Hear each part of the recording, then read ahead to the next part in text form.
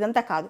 మన బ్రెయిన్లో ఏదైనా చెత్త అంశం వచ్చినప్పుడు, మనల్ని ఇబ్బందికరం పెట్టే అంశం వచ్చినప్పుడు, మనల్ని దిగజార్చే అంశం వచ్చినప్పుడు, ఇది మనకు నష్టం కలిగించిద్ది అని వెంటనే ఐడెంటిఫై చేసి దాన్ని ఆటో సజెషన్ ఇచ్చి వెంటనే ఆ థాట్ని అక్కడ కట్ చేయాలి, అక్కడికి ఆపాలి.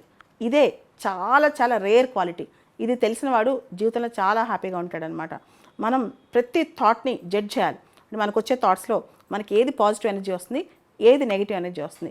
ఏదైతే నెగిటివ్ ఎనర్జీ ఇచ్చే థాట్స్ ఉంటాయో, ఏదైతే నెగిటివిటీ ఇచ్చే థాట్స్ ఉంటాయో, లేదా ఏదైతే థాట్స్ మనకి నష్టాన్ని కలిగజేస్తాయో మనకు తెలుస్తుంటుంది. యాక్చువల్లీ చాలామంది అనుకుంటారు మనకు వచ్చే థాట్స్ మనకు అర్థం కావని, అంటే అవి మంచో చెడో అర్థం కావని. అలా ఏం కాదు. ఒక్కసారి ఆలోచించి ఇది మనకి మంచి చేస్తుందా చెడు చేస్తుందా. ఉదాహరణకి నా బ్రెయిన్లో ఇప్పుడు ఒక థాట్ రన్ అవుతుంది అనుకోండి. ఈ థాట్ నేను ఏం చేయాలి, నెక్స్ట్ ఏం చేయాలని థాట్లో ఏదైనా ఒక థాట్ రన్ అవుతుంది. రన్ అయినప్పుడు 2-3 ఆప్షన్స్ మైండ్లో ఉంటాయి. ఒక ఆప్షన్ అట్రాక్టివ్గా ఉంటుంది. ఏదైతే బాగా అట్రాక్టివ్గా ఉందో ఖచ్చితంగా కొన్నిసార్లు అదే నెగిటివిటీకి దారితీస్తుంది అనమాట. కాబట్టి ఒక్కసారి రీథింక్ చేయండి. నేను అలా చేస్తే ఎలా ఉంటుంది, అలా చేస్తే 5 సంవత్సరాల తర్వాత నా లైఫ్ ఏంటి, 3 సంవత్సరాల తర్వాత నా లైఫ్ ఏంటి, లేదా అది కాకుండా ఇంకో బెటర్ ఆల్టర్నేటివ్ ఉందా, బెటర్ ఆప్షన్ ఉందా, ఇలా ఆలోచించుకోవాలన్నమాట.